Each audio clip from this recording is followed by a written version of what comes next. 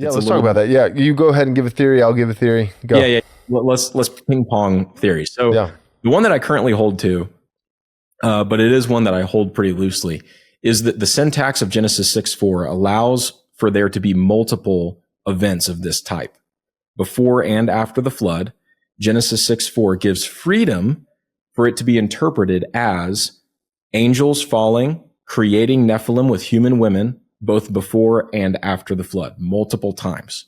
So you could have literally just the same event happening throughout history, before and after the flood, and that kind of lessens the punch of the flood in that regard.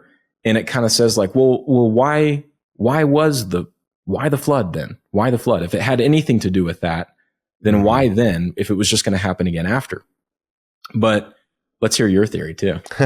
Yeah. So, and when Ben says, for the listener, when he says multiple events, the event you're talking about is angels falling from heaven. Yes. Right. So he's saying specifically falling from heaven to interbreed with human women. Right.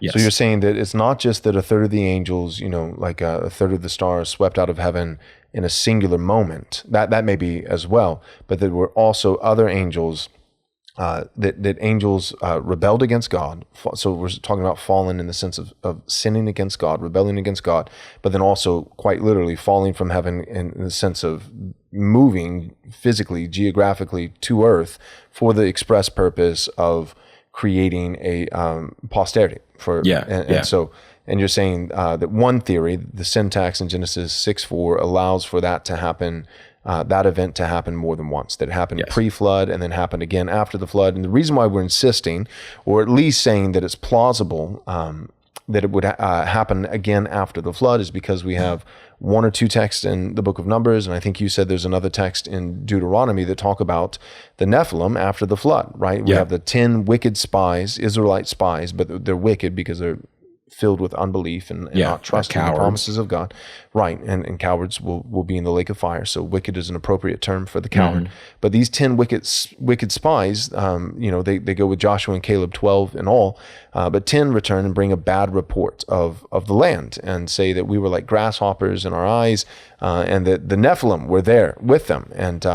And so then some guys, like the Sethite guys, they would say, we were like, because this doesn't just say Nephilim, men of renown, but then it also says physically we were like grasshoppers. We were small, so then that gets real tough to say that the Nephilim weren't actual giants.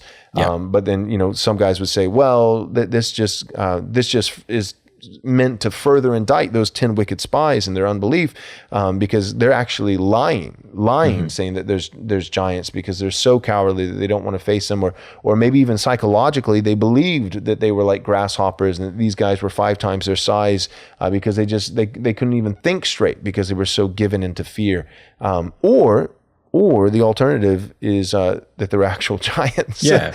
And that the Nephilim happened again. So my point is, the reason why Ben, for the listener, is saying there could have been multiple events referring to angels falling from heaven to earth for the express purpose of creating Nephilim, half angel, half man, by breeding with the daughters of men, is because, the Nephilim aren't just in existence before the flood, but we see them again after the flood, like numbers. So, go ahead. Just real quick, one important thing that I think will be important in contrasting your theory is that these are different angels. It's not the same angels doing it over and over again. Right.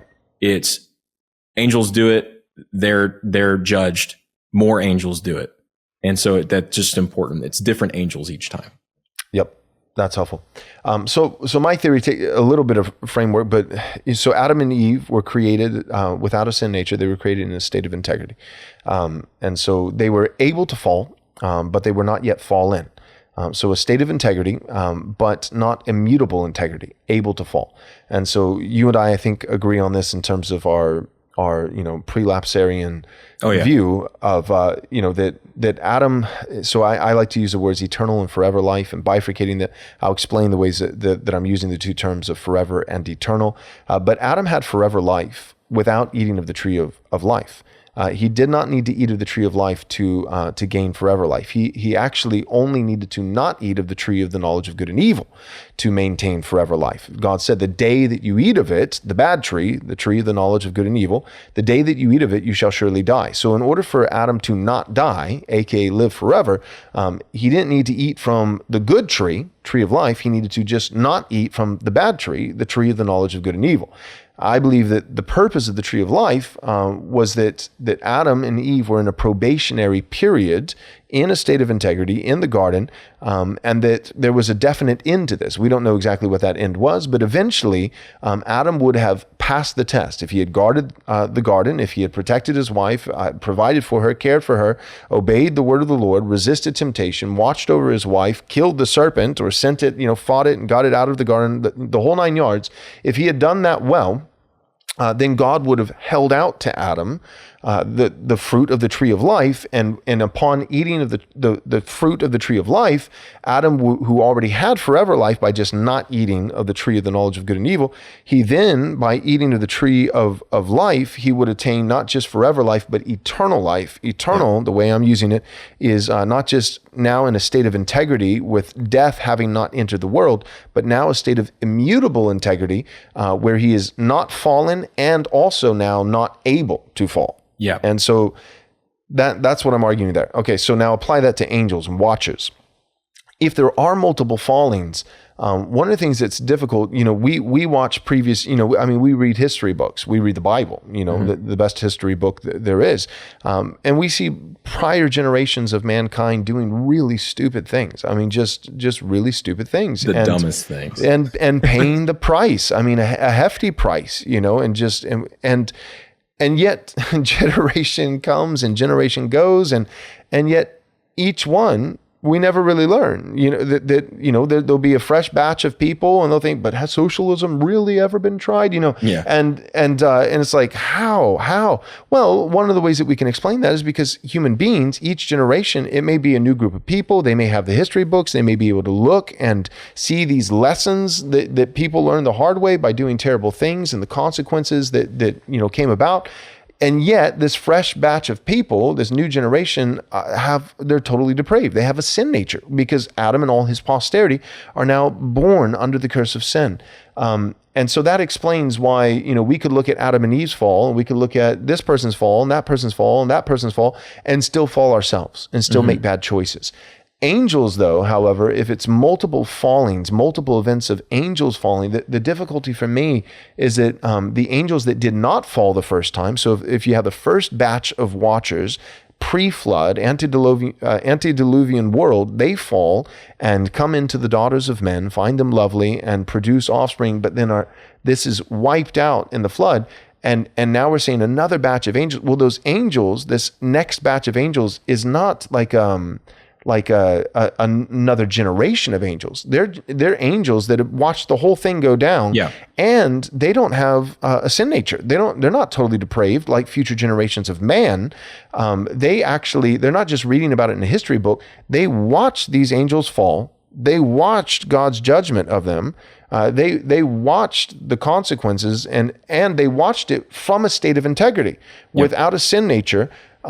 Which to me seems very compelling that they would not say, okay, but maybe this time socialism will work, Yeah. So that would be my position. So then how do we have Nephilim after the flood? One, like I already said, well, maybe the 10 spies are just being super cowardly and saying they're giants when really they were like 6'4" instead of 6'1", but I don't think that. I think actual Nephilim happened again in numbers. These are actual giants, actual hybrid offspring of fallen angels. Again, but not another batch. I'm sorry, not another batch. But the watchers, this would be my view, and I got this by thinking a little bit about you and Brian and listening to your very first episode of the sea serpent.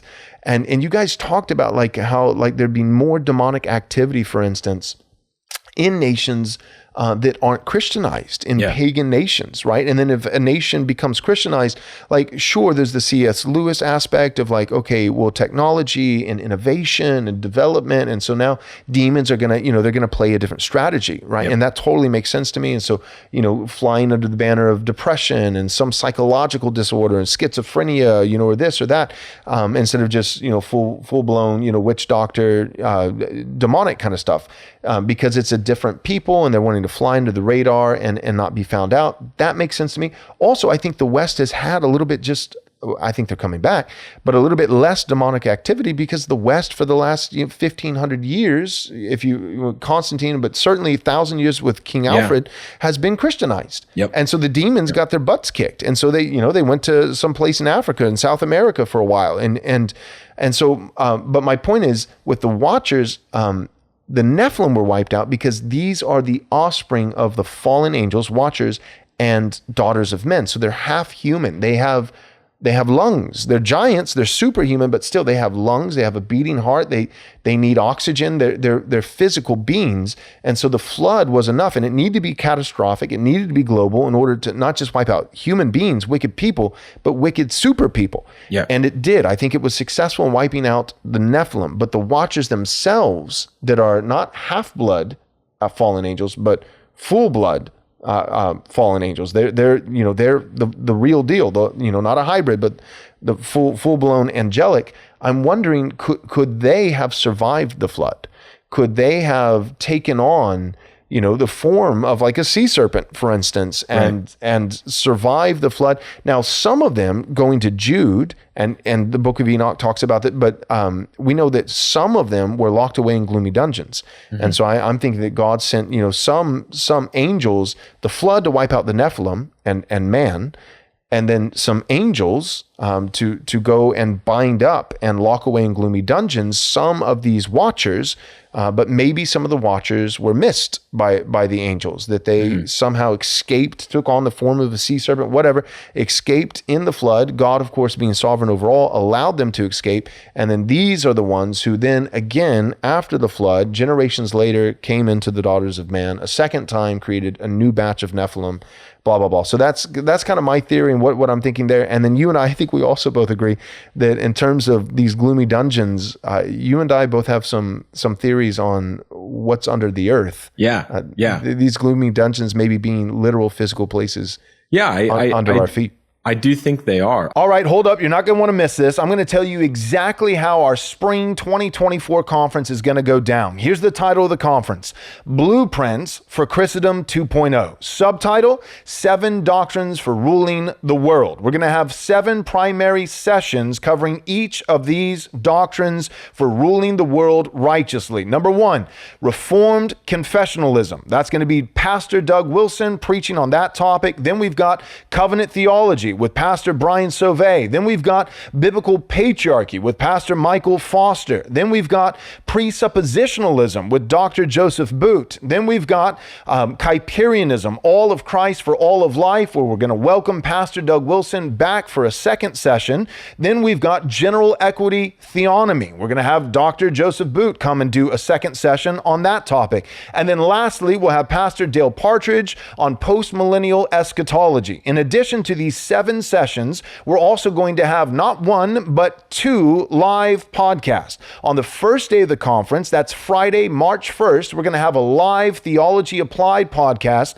I'll be on the stage hosting the discussion with Douglas Wilson, Michael Foster, and Eric Kahn from It's Good to Be a Man. The topic is going to be all about biblical patriarchy. We're going to specifically be parsing out, distinguishing the biblical doctrinal differences between patriarchy and complementarianism. Again, that's Friday, March 1st, the first day of the conference, a live Theology Applied podcast on biblical patriarchy. Then we're going to have the next day, that's Saturday, March 2nd, a live Haunted Cosmos podcast. I'll be hosting this discussion with Brian Sauvé and Ben Garrett. We're going to be talking about the Nephilim. We're going to be talking about the Watchers. We're going to be talking about what creatures currently are living underneath the surface of the earth and chasms of the deep. It's going to be wacky. It's going to be weird, but it will also be thoroughly biblical and incredibly unhinged. So you're not going to want to miss these 2 live podcasts. Theology Applied on Friday, March 1st, the first day of the conference,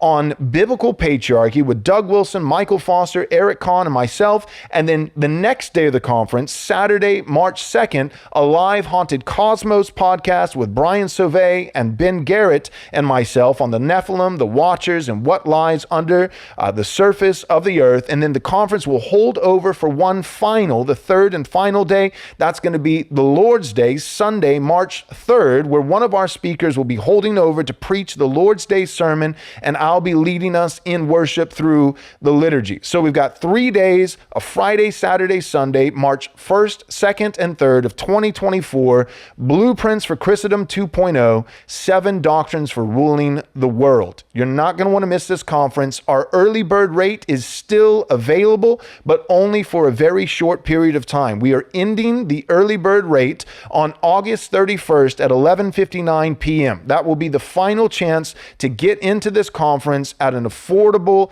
cheap rate. All right, so go and take advantage of the early bird rate right now by going to rightresponseconference.com. Again, that's rightresponseconference.com to register for Blueprints for Christendom 2.0, March 1st, 2nd, and 3rd, 2024. Register today.